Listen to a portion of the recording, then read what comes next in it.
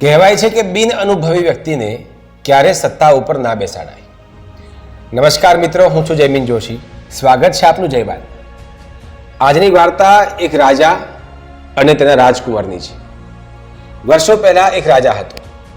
રાજાને એક દીકરો યુવાન થયો એટલે રાજ દરબારમાં તેને બોલાવી અને ઘોષણા કરી કે મારો દીકરો હવે યુવાન થઈ ગયો છે, માટે હવે હું એને રાજા બનાવવાનું વિચારું છું. દરબારમાં બેઠા દરેક વ્યક્તિએ રાજાના આ નિર્ણયને વધાવી લીધો. તાળીઓ પાડી અને રાજકુમારનો જય જયકાર કરવા લાગ્યા.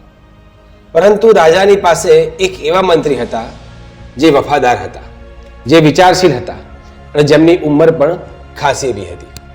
તે મૌન હતા. રાજાએ તેમને પૂછ્યું કે મંત્રી, આપ મૌન શા માટે છો? મંત્રીએ કહ્યું, રાજા, કદાચ આપને ખોટું લાગે પરંતુ મારી એક સલાહ છે કે અત્યારે રાજકુમારને તમે રાજા ન બનાવો, અને એનું કારણ પણ મને પૂછતા નહીં. સમય આવે ત્યારે હું તમને તેનું કારણ ચોક્કસ જણાવીશ. વૃદ્ધ હતા, અનુભવી હતા અને વડીલ હતા, વિશ્વાસુ પણ હતા. એટલે રાજાએ મંત્રીની વાત માની. મંત્રીની આ વાતનો દરબારમાં ખૂબ વિરોધ પણ થયો, પરંતુ રાજાએ બધાને શાંત કર્યા અને કહ્યું, મંત્રી જે પ્રમાણે કહે છે એ જ પ્રમાણે આપણે કરીશું, અને હાલ પૂરતો આ નિર્ણય આપણે મોકૂફ રાખીએ છીએ. રાજકુમારને રાજગાદી ઉપર બેસાડતા નથી. થોડો સમય પસાર થયો. રાજકુમાર એક દિવસ શિકાર કરવા માટે ગયા. સાથે તેની ટુકડી હતી. જંગલની અંદર શિકાર કરતા કરતા તે રસ્તો ભૂલી ગયા. પોતાના સૈનિકોની સાથેથી તે વિખૂટા પડી ગયા. ટુકડી બાજુ પર રહી ગઈ અને તે અલગ દિશામાં જતા રહ્યા. આગળ ભટકતા હતા, રસ્તો શોધતા હતા, ત્યાં કેટલાક લૂંટારાઓએ તેને પકડી પાડ્યા. રાજકુમારને બંદી બનાવ્યા અને લૂંટારુઓ રાજકુમારને મારવાની તૈયારી કરતા હતા. બરોબર તે જ વખતે રાજકુમારે કહ્યું કે હું આ રાજ્યનો રાજકુમાર છું. આપ મને મારશો નહીં, તમે જે માગશો એ તમને હું આપીશ. લૂંટારુએ કીધું, કંઈ વાંધો નહીં, જરૂર પડશે ત્યારે અમે તમારી પાસે ચોક્કસ માગીશું, પરંતુ તમને વચન આપો. રાજકુમારે કીધું, હા, હું તમને વચન આપું છું, તમે જે માગશો જ્યારે માગશો એ હું તમને આપીશ, પરંતુ મને તમે મારશો નહીં, મને છોડી દો. લૂંટારાઓએ કીધું, કંઈ નહીં, તને છોડી દઈએ છીએ, પરંતુ અમને કોઈ નિશાની આપ જેથી અમને ખાતરી આવે કે તું ખરેખર વચનબદ્ધ છે. રાજકુમારે પોતાના હાથમાંથી એક વીંટી કાઢી અને લૂંટારુઓને આપી દીધી. લૂંટારુઓએ રાજકુમારને છોડી દીધા. રાજકુમાર ઘરે આવી ગયા, પરંતુ કોઈને પણ આ ઘટના વિશે એમને વાત ન કરી. સમય પસાર થયો અને એક દિવસ તે જ રાજાના સૈનિકોએ તે તમામ લૂંટારુઓને પકડી અને દરબારમાં ઉપસ્થિત કર્યા. ઘણા દિવસથી ચોરી કરતા હતા, લૂંટ કરતા હતા, લોકોની હત્યા કરતા હતા, તે તેમને સજા ચોક્કસ થવાની હતી. રાજાની સામે તમામ લૂંટારુઓને ઊભા કરવામાં આવ્યા. રાજાએ તેમને મૃત્યુદંડની સજા ફરમાવવાનું નક્કી કરી. બરોબર તે જ સમયે લૂંટારુઓ બોલ્યા કે રાજા, અમારી પાસે રાજકુમારે આપેલું એક વચન છે, અને રાજકુમારે અમને કીધું હતું કે જ્યારે જે પણ સમયે તારે જરૂર પડે ત્યારે તારે વરદાન માગવાનું અને તારી ઈચ્છા હું પૂરી કરીશ. મારી પાસે આ એક વીંટી પણ છે.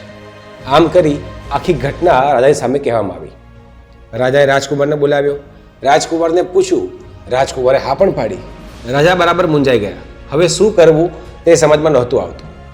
એક તરફ રાજકુમારનું વચન હતું, તો બીજી તરફ આ લૂંટારુઓ જે હત્યારાઓ હતા એમને છોડીએ તો સમાજ માટે ફરી મુશ્કેલી ઊભી કરી શકે તેવા હતા, મુજરીમ હતા. શું કરવું કંઈ સમજમાં નહોતું આવતું. બરોબર તે જ વખતે પેલા વૃદ્ધ મંત્રી ઊભા થયા અને તેમને કહ્યું કે રાજા, તમે આટલો બધો વિચાર શાનો કરો છો? આ લૂંટારુઓને વચન રાજકુમારે આપ્યું છે, તમે નહીં, અને આ લોકોને સજા આ રાજ્યનો રાજા આપવાનો છે. તમે આ લોકોના વચન પૂરા કરવા માટે બંધાયા નથી, તમારે માત્ર સજા કરવાની હોય. રાજકુમારે આપેલું વચન રાજકુમાર જાણે, તમારે તેના વચન સાથે કોઈ લેવા દેવા નથી. તમારી ફરજમાં આવે છે કે તમે આ લૂંટારુઓને સજા કરો. માટે રાજા, તમે નિર્ણય લો અને આમને મૃત્યુદંડ આપો. બધા તો દેખવા માંડ્યા કે હવે કરવું શું? રાજા ખરેખર મંત્રીની વાત માની અને કહ્યું કે આ તમારે જે પણ લેવડ દેવડ હતી એ બધી રાજકુમારની સાથે હતી. મારી સાથે કે આ રાજ્યના રાજાની સાથે તમારે કોઈ પ્રકારની લેવડ દેવડ હતી નહીં. જે વચન હતું તે રાજકુમારે આપ્યું હતું, મેં નહીં. માટે આપને મૃત્યુદંડની સજા કરવામાં આવે છે. રાજા અને મંત્રીના આ નિર્ણયને દરેકે તાળીઓથી વધાવી લીધો. અને બરોબર તે જ સમયે મંત્રીએ કહ્યું કે રાજા, મેં તમને કહ્યું હતું કે યોગ્ય સમય તમને કહીશ કે રાજકુમારને રાજા કેમ ન બનાવાય, કારણ કે રાજકુમારે જ્યારે આ વચન આપ્યું ત્યારે તેમની પાસે અનુભવ ન હતા અને પરિસ્થિતિને અનુકૂળ થઈ તેનાથી ગભરાઈ અને તેમણે વચન આપ્યું હતું. જો તેમની પાસે અનુભવ હોત, તેમની પાસે સાહસ હોત, તેમની પાસે ગણતરીઓ હોત, તો તે આવું ક્યારે પણ વચન ન આપતા. અને જો અત્યારે એ રાજા હોત તો તમારે અને મારે આવા લૂંટેરાઓને છોડી મૂકવા પડતા અને પરિણામે આ લૂંટારુઓ બહાર જઈ અને આપણા રાજ્યના લોકોને ફરી હિંસા કરી અને મૃત્યુ આપતા, મારી નાખતા કે નુકસાન કરતા. માટે ક્યારે પણ સત્તા ઉપર એવા વ્યક્તિને ના બેસાડવો જોઈએ જેની પાસે અનુભવ ના હોય. કહેવાનું તાત્પર્ય છે મિત્રો કે જીવનમાં નાની ઉંમરે આપણી પાસે ડિગ્રીઓ હોય છે, પરંતુ અનુભવની ડિગ્રી હોતી નથી. આપણને લાગે છે કે આપણે પદ અને પ્રતિષ્ઠા માટે લાયક છીએ, પરંતુ ખરેખર આપણે તેમાં કાચા હોઈએ છીએ. કેમ કે જે વ્યક્તિ પાસે અનુભવ છે, ખરેખર નિર્ણય લેવાની સારી ક્ષમતા તેની પાસે જ છે.